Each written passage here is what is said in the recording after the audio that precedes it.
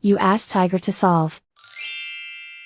This deals with linear equations with one unknown. The final result is r equals 1. Let's solve it step by step. Simplify the expression. Expand the parentheses. Multiply the coefficients. Simplify the arithmetic. Group all r terms on the left side of the equation. Add 8r to both sides. Group like terms. Simplify the arithmetic. Group like terms. Simplify the arithmetic.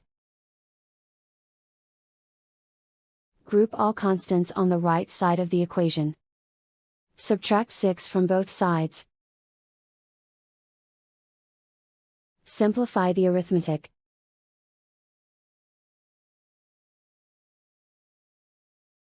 Isolate the r. Divide both sides by -13. Cancel out the negatives. Simplify the fraction.